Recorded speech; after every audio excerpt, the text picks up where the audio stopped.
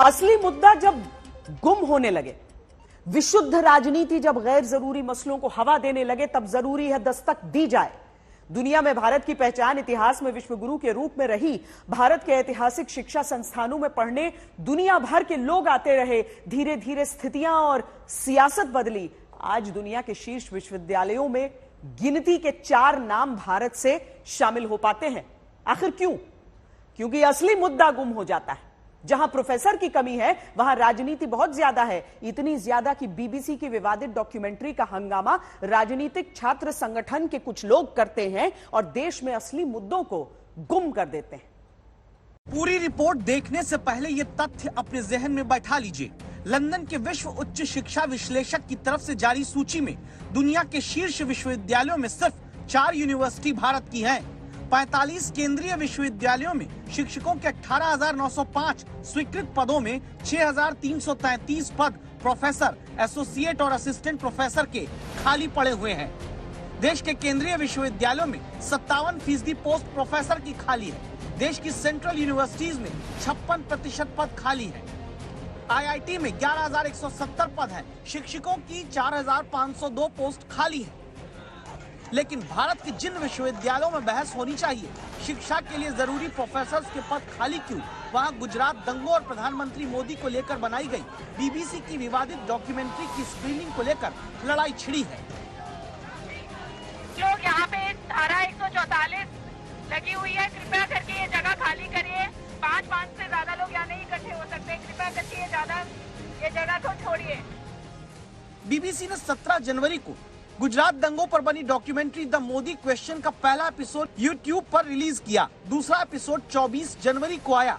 तभी से राजनीतिक दलों के छात्र संगठन इस विवादित डॉक्यूमेंट्री की स्क्रीनिंग अपने अपने यूनिवर्सिटीज में कराने के लिए अड़े हुए हैं, जिसे प्रधानमंत्री के खिलाफ अंतर्राष्ट्रीय दुष्प्रचार बताया जाता है।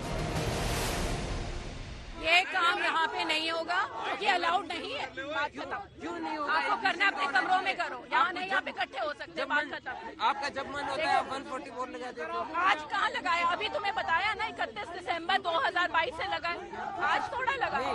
तो क्यों लगाया? मैं कह रहा हूँ बीबीसी की डॉक्यूमेंट्री रोकने के लिए।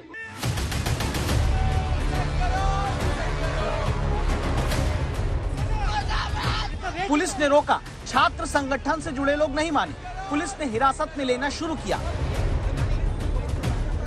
तस्वीरें दिल्ली यूनिवर्सिटी के बाहर की, आर्ट फैकल्टी के गेट के बाहर। यहाँ एनएसयूआई और लेफ्ट संगठन से जुड़े छात्र विवादित डॉक्यूमेंट्री दिखाने को जुटे, लेकिन नहीं दिखा पाए। स्क्रीनिंग चलाने की बस प्लग में बटन लगा रहे थे, लेकिन तभी वहाँ की लाइट काट दी गई। पहले उसका हमने लैपटॉप पे शुरू की, लेकिन स्टार्ट करने से पहले ही गार्ड हम पे लाते बजाए। देश के विश्वविद्यालयों में गुजरात दंगों पर बनी बीबीसी की डॉक्यूमेंट्री को दिखाने और विरोध का विवाद 24 जनवरी से शुरू हुआ है। 24 जनवरी को दिल्ली की जवाहरलाल नेहरू यूनिवर्सिटी में लेफ्ट के छात्र संगठन से जुड़े लोगों ने डॉक्यूमेंट्री दिखाना चाहा। प्रशासन ने बिजली काटी। नाराज छात्रों ने मोबाइल पर डाउनलोड करने का QR कोड शेयर करना शुरू किया। दावा है कि रात में ही तब पथराव भी हुआ।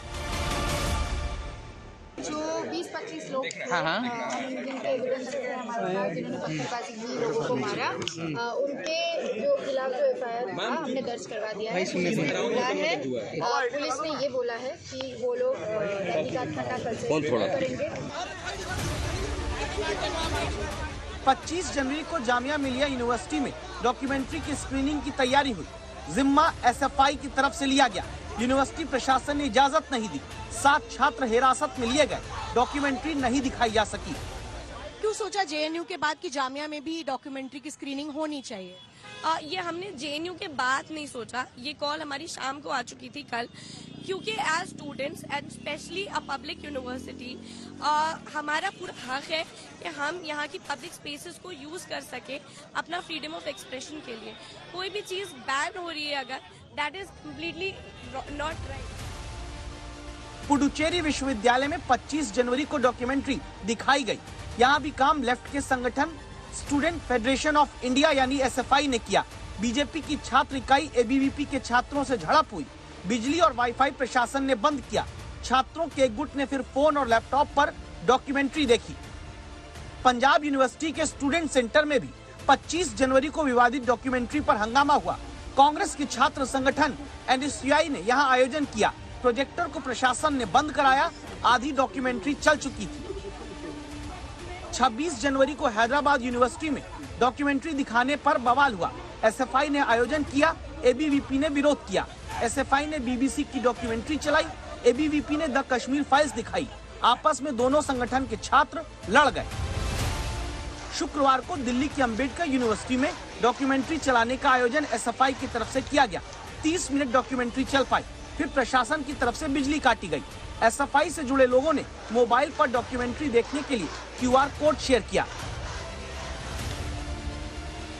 कोलकाता की प्रेस्टिजियस यूनिवर्सिटी में भी लेफ्ट की छात्र इकाई SFI की तरफ से डॉक्यूमेंट्री दिखाने की तैयारी हुई। शाम को यहाँ डॉक्यूमेंट्री चलाई गई।